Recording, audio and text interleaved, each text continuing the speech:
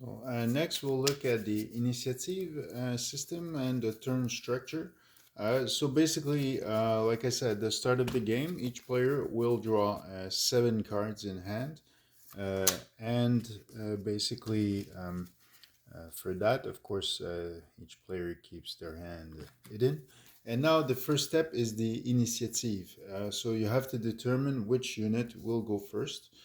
So for initiative, you can play up to 2 cards from your hand, or and only for initiative, you could use the top card of your deck, but you're not allowed to look at it.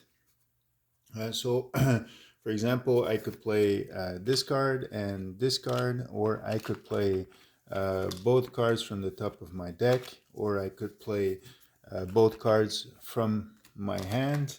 It's my choice for this. So depending on the situation and the affinity, the diamonds will boost the initiative. So for example, here I will play this. My opponent really doesn't have good cards in hand, so he will play this. If you play from the top of your deck, you are not allowed to look at them. Once all units have they must have at least one initiative card assigned to them. So you don't need 2, but at least 1, because this will keep track of which unit has activated or not.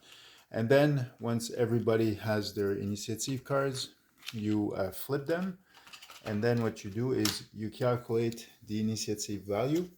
So for example, if I were to compare these 2 units, this one has initiative value 3, 4, 5, 6, because the number card plus the +1 for the diamond boost initiative, the spades doesn't.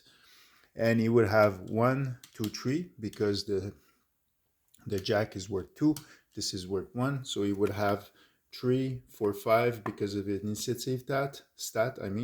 I would have 3, 4, 5, 6 total, so I would go first. In the case of a tie, so if we would be both, let's say we would have 3 initiatives, so we would be both at 3 total value. So then we'll take the highest card of the bunch. So in this case, if he would have 6, I have 6, the jack would go first. If we both have jacks, then basically the one with the most cards, so if he has 2, I have 1, the one with 2 cards win. If we have 2 cards, well then the second highest card will win. So if we had both jacks, but I have the 7, he has the 6, I would win because I have the 7. And if we both have the exact same thing, but with different suits, then the diamond will win, the highest card, comparable card, the diamond will win. Then the clubs will win, then the spades, and finally the hearts.